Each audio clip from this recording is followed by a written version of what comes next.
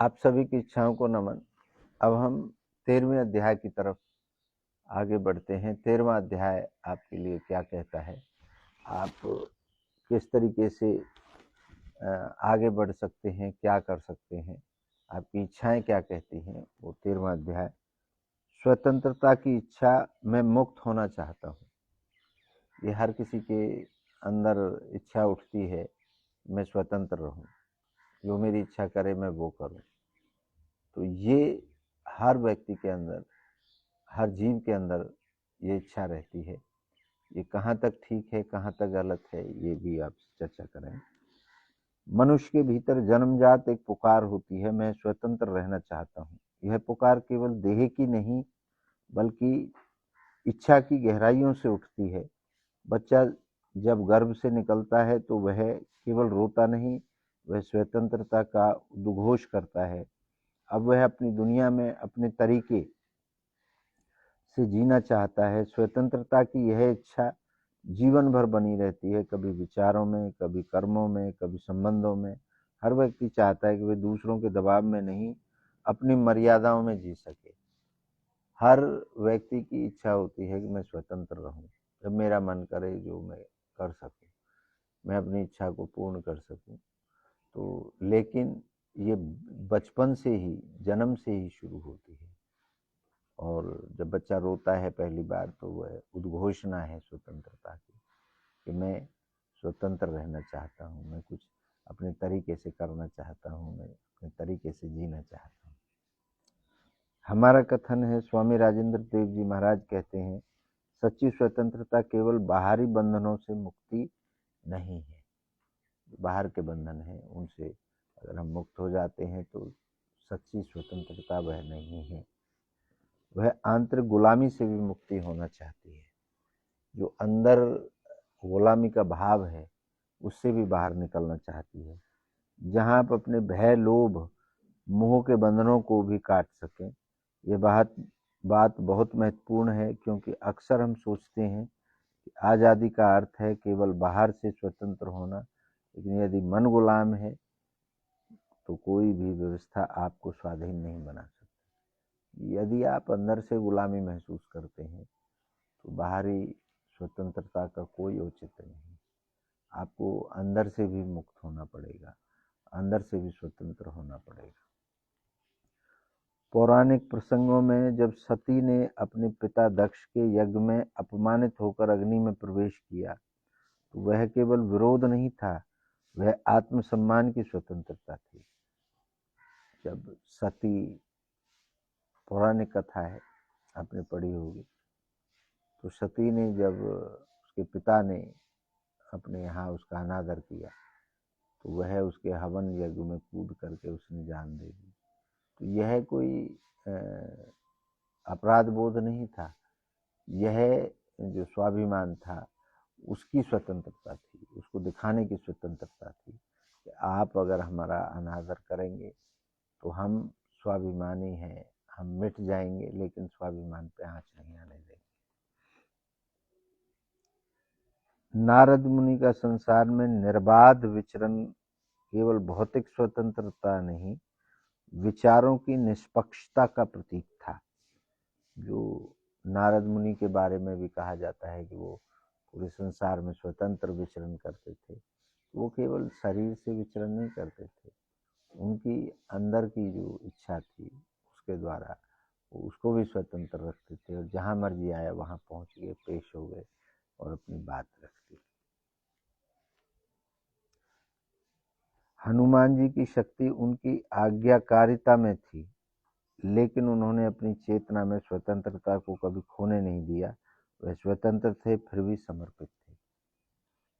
हनुमान जी का भी आपने सुना होगा कि वो रामचंद्र जी के बड़े भगत थे, और वो उनका कोई गुलामी नहीं थी, वो उनकी स्वीकार्यता थी, अपनी इच्छा थी उनकी, और उसी से उनका समर्पण भाव था। आधुनिक जीवन में स्वतंत्रता की इच्छा कई रूपों में प्रकट होती है। युवा चाहते हैं कि वे अपने कैरियर, जीवन साथी, जीवन शैली के फैसले स्वयं लें। महिलाएं चाहती है कि वे परंपरा के नाम पर थोपे गए नियमों से मुक्त होकर आत्मनिर्भर जीवन जिए। ये आज का युवा चाहता है कि वो आपका अपना जीवन साथी, अपना कैरियर, अपने मित्र स्वतंत्रता से चुने। वो नहीं चाहते कि उनके ऊपर कोई पुरानी परंपराओं के आधार पर कुछ थोपा जाए। ये आज का युवा चाहता है, आधुनिक युग का युवा चाहता है। और स्त्रियां भी चाहती हैं, जो महिलाएं हैं वो भी चाहती हैं कि वो परंपराओं के नाम पर किसी भी परंपरा की गुलाम ना बने। उनकी जो इच्छा करे वो करना चाहती हैं। बुजुर्ग चाहते हैं कि उनका सम्मान बना रहे, वे किसी पर बोझ ना बने। बच्चों की स्वतंत्रता उनकी जिज्ञासा में प्रकट होती है। वे हर चीज को छूना चाहते हैं, समझना और सीखना चाहते हैं बिना रोके। बुजुर्ग भी अपना सम्मान बचाना चाहता है। वो चाहता है कि मैं किसी के ऊपर डिपेंड ना रहूं। और जो बच्चा है, छोटा सा बच्चा है, उसकी जिज्ञासा रहती है, वो हर चीज को छूना चाहता है, समझना चाहता है, सीखना चाहता है। तो ये बच्चे, युवा, महिला और बुजुर्ग सभी की अपनी अपनी इच्छाएं हैं। नौजवानों की, युवाओं की, सबकी अपनी अपनी इच्छाएं हैं। और उन इच्छाओं में वो स्वतंत्रता चाहता है, पराधीनता नहीं चाहता। इच्छा पूर्ति धाम में इस आंतरिक स्वतंत्रता को जागृत करने के लिए विशेष साधना शिविर होते हैं।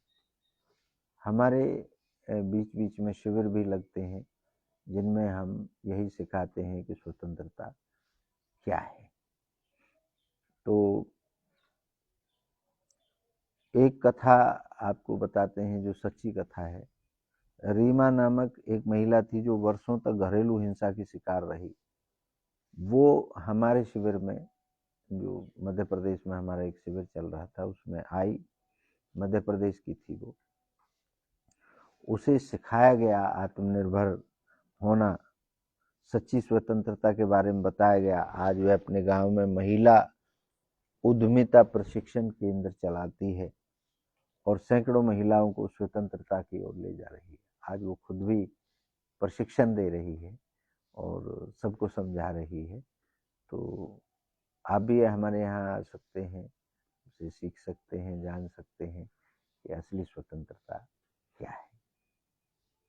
वैज्ञानिक विश्लेषण शोध बताते हैं, जब व्यक्ति को स्वतंत्र निर्णय लेने का अवसर दिया जाता है तो उसके मस्तिष्क का प्रीफ्रंटल कोर्टेक्स अधिक सक्रिय होता है, जिससे आत्मविश्वास, निर्णय क्षमता, नवाचार बढ़ता है। इसके विपरीत नियंत्रण और डर के कारण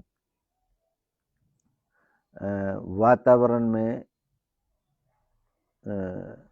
नेगेटिव एनर्जी सक्रिय होती है, जिससे तनाव, चिंता, अवसाद की प्रवृत्ति बढ़ती है। विज्ञान भी ये मानता है कि आप अगर निडर होकर के कोई फैसला लेते हैं तो आपका पॉजिटिव जो केमिकल है बॉडी के अंदर वो रिलीज होता है, उससे आपको खुशी मिलती है, आनंद मिलता है। और डर और भय से अगर आप कोई फैसला लेते हैं तो उसमें तनाव, अवसाद, भिन्न भिन्न प्रकार की केमिकल रिलीज होकर के, नेगेटिव केमिकल रिलीज होकर के आपके शरीर में, आपके मन मस्तिष्क में, सभी में आपको बुरा, जो खराब आचरण डालते हैं। कुछ प्रश्न हैं आपके लिए। क्या आप आज स्वयं को स्वतंत्र मानते हैं? आप विचार करके देखिए, आप क्या अपने आप को स्वतंत्र मानते हैं आज के परिवेश में? क्या आपकी स्वतंत्रता दूसरों की स्वतंत्रता का अतिक्रमण कर रही है? कहीं ऐसा तो नहीं कि आपकी स्वतंत्रता, जो स्वतंत्र मानते हैं, वो दूसरे का हनन कर रही है? ये भी आप ख्याल रखें। आप अपनी आंतरिक स्वतंत्रता के लिए क्या कर रहे हैं? आपके अंदर जो स्वतंत्रता आप महसूस करते हैं उसके लिए क्या कर रहे हैं, ये भी सोचें। उदाहरण, परतंत्र जीवन मृत्यु से भी अधिक पीड़ादायक है। गुलामी आपकी मृत्यु से भी बड़ी खतरनाक बात है। अगर आप ऐसा जीवन जी रहे हैं दूसरे के अधीन होकर के, दूसरे की बात मान करके, दूसरे की इच्छाओं में अपने आप को समर्पित करके, तो ये मृत्यु से भी बड़ा अपराध है। स्वतंत्रता वह दीप है जो इच्छा के अंधकार को प्रकाश बना देता है। ये हमारा कथन है स्वामी राजेंद्र देव महाराज।